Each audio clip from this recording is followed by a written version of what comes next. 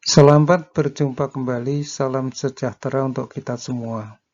Pada kesempatan ini kita akan membahas provisi untuk restrukturisasi, kontingensi, dan penyajian liabilitas jangka pendek di laporan posisi keuangan.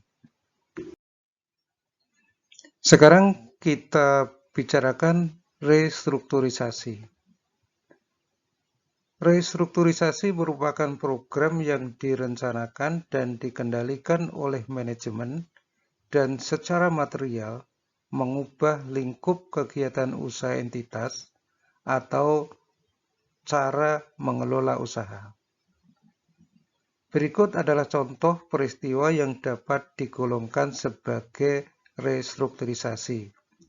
Yang pertama adalah penjualan atau penghentian suatu lini usaha. Yang kedua, penutupan lokasi usaha dalam suatu negara atau regional, atau relokasi kegiatan usaha ke negara atau kawasan regional lain. Perubahan dalam struktur manajemen, misalnya menghilangkan satu lapis manajemen dan reorganisasi mendasar yang memiliki dampak signifikan terhadap karakteristik dan fokus operasi entitas. Sekarang kita membahas ilustrasi peristiwa restrukturisasi. Pada tanggal 12 Desember 2019, perusahaan memutuskan untuk menutup satu divisi perusahaan yang membuat suatu produk tertentu. Dan pada tanggal 20 Desember 2019, rencana terinci untuk menutup divisi tersebut telah diselesaikan dan perusahaan telah mengirimkan informasi ini kepada semua pelanggan untuk mencari pemasok pengganti. Perusahaan telah membuat estimasi biaya restrukturisasi ini sebesar $500.000.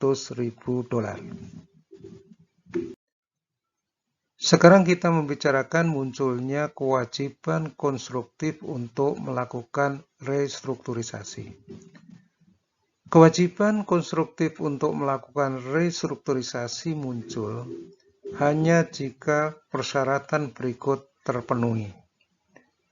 Yang pertama, entitas memiliki rencana formal yang rinci untuk restrukturisasi dengan mengidentifikasikan sekurang-kurangnya usaha atau bagian usaha yang terlibat, lokasi utama yang terpengaruh, lokasi, fungsi, dan perkiraan jumlah pegawai yang akan menerima kompensasi karena pemutusan hubungan kerja, pengeluaran yang akan terjadi, dan waktu implementasi rencana tersebut.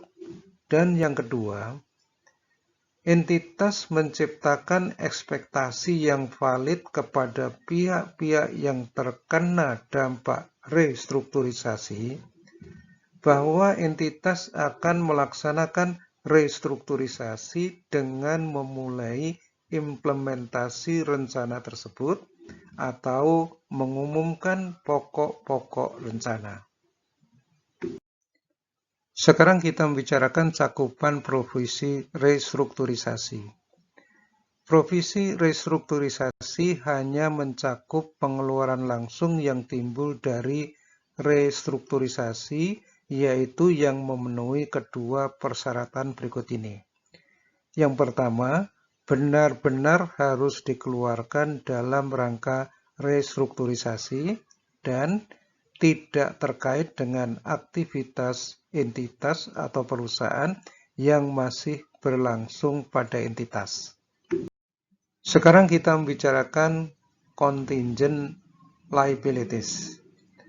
Contingent liabilities merupakan kewajiban potensial yang timbul dari peristiwa masa lalu dan keberadaannya menjadi pasti dengan terjadi atau tidak terjadinya satu atau lebih peristiwa di masa depan yang tidak sepenuhnya berada dalam kendali entitas, atau kewajiban kini yang timbul sebagai akibat peristiwa masa lalu, tetapi tidak diakui karena tidak terdapat kemungkinan entitas mengeluarkan sumber daya yang mengandung manfaat ekonomi untuk menyelesaikan kewajibannya, atau jumlah kewajiban tersebut tidak dapat diukur secara andal.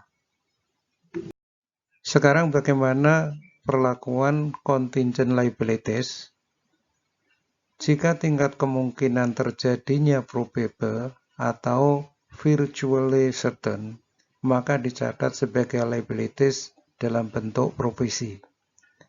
Kemudian jika tingkat kemungkinannya possible, yaitu tingkat kemungkinan 5-50%, maka diungkap dalam catatan atas laporan keuangan.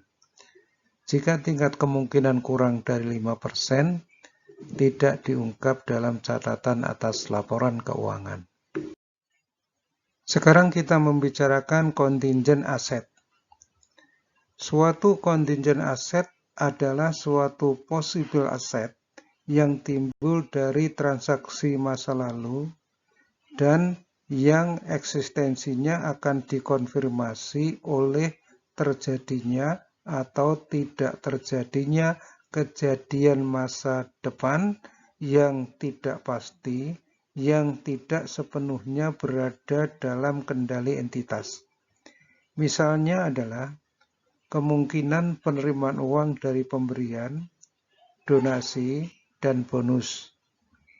Pengembalian dari otoritas pajak yang tingkat kemungkinannya possible dalam sengketa pajak.